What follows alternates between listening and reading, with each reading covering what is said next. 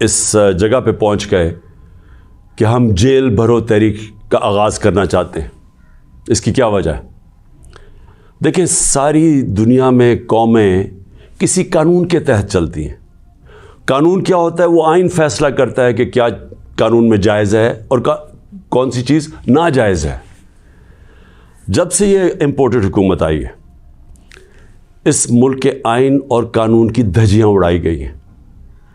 حالات یہ ہیں کہ عدالتوں کی بھی باتیں، ان کے احکامات نہ پولیس سنتی ہے نہ یہ ریاست سنتی ہے. میں آپ کو مثال دیتا ہوں کہ ابھی حال ہی میں جب یہ امپورٹڈ حکومت بھاگ رہی تھی اسلام آباد کے لوکل گورنمنٹ الیکشن سے، تو عدالت نے کہا کہ فوری طور پہ ڈیٹ دو، بلکہ انہوں نے تو کہا کہ 48 گھنٹے میں کرواؤ. ابھی تک کوئی مہینہ ہونے لگا ہے تقریباً، ابھی تک الیکشنز نہیں ہوئے.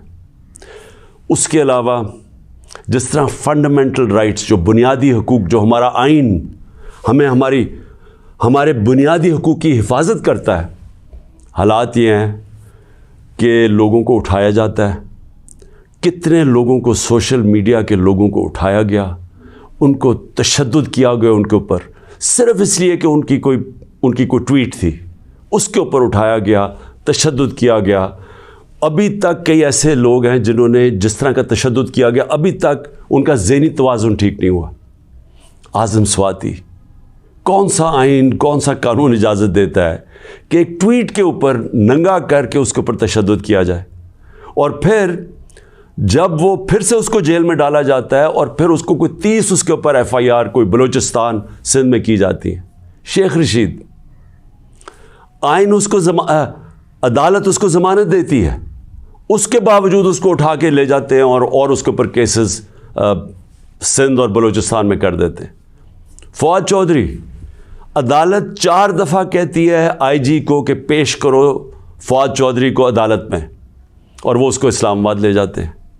تو یہ تو میں تھوڑی مثالیں دے رہا ہوں. جو شہباز گل سے ہوا، کسٹوڈیل ٹارچر، تشدد، یہ پاکستان کے قانون کے خلاف ہے. تشدد بھی ہوا اور اس کو کوئی ریلیف نہیں ملی، اور پھر ڈرایا دھمکایا گیا اور کیسز کیے گئے. پرامن احتجاج ہمارا تھا 25 مئی کو، اس کے اوپر جو ظلم کیا گیا، کون سا قانون اور آئین ایک جمہوریت میں اجازت دیتا ہے کہ پرامن احتجاج کے اوپر تشدد کرو؟ انہوں نے 3 دھرنے ہمارے اگینسٹ دیے اور لانگ مارچز کی. کس کے اوپر ہم نے کوئی سختی کی؟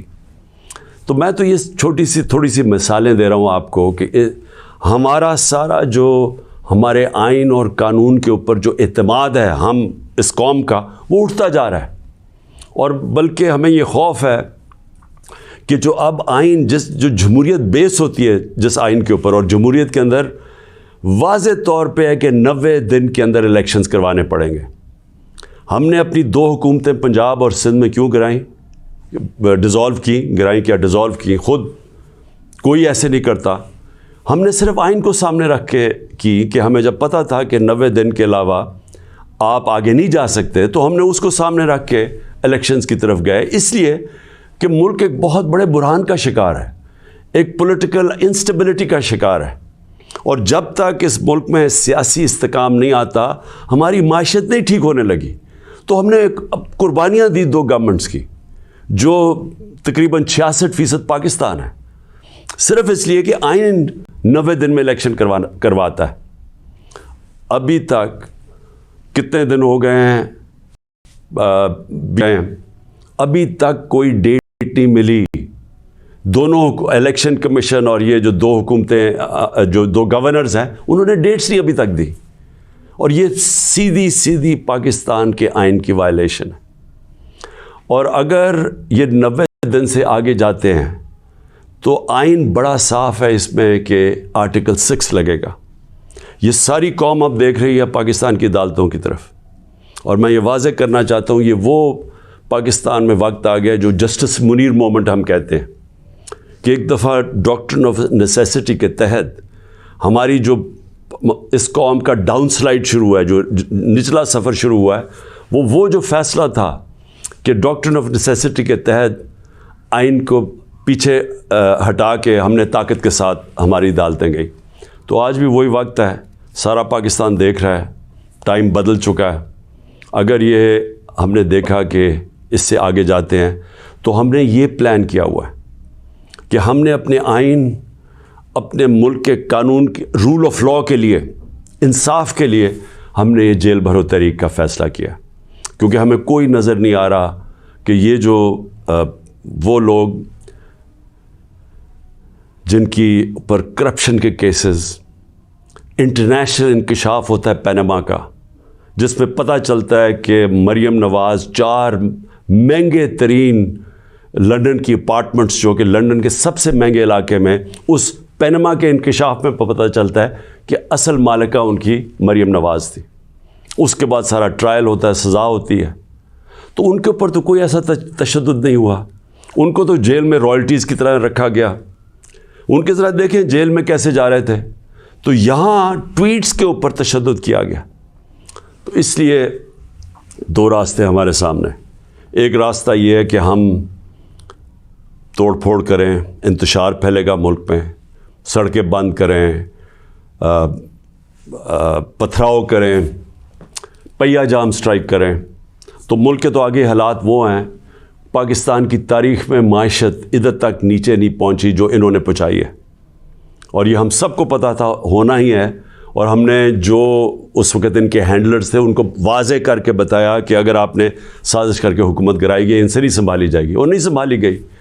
تو آج کبھی بھی اتنا بڑا اکنامک کرائسس نہیں آیا جو آج پاکستان میں ہے، کبھی عام لوگوں کی زندگی میں اس طرح کی مہنگائی نہیں آئی جو آج آئی ہے، جو بے روزگاری بڑھتی جا رہی ہے، ایک طرف مہنگائی بڑھ رہی ہے، بے روزگاری، تو ملک کے معاشی حالات تو بہت برے ہیں۔ تو ہم اس لیے اس کو سامنے رکھ کے، اور 26 سال کی سٹرگل میں کبھی بھی ہم نے انتشار کی پالیٹکس نہیں کی، لہٰذا یہ پرامن طریقے کا احتجاج ہے جیل بھرو تحریک۔ میں آج اپنے سارے کارکنوں کو، بلکہ میں تو پاکستانی عوام کو بھی یہ کہتا ہوں کہ یہ اس وقت آپ پالیٹکس نہیں کر رہے ہیں، آپ اپنے ملک کے لیے جہاد لڑ رہے ہیں، حقیقی آزادی کی جنگ لڑ رہے ہیں۔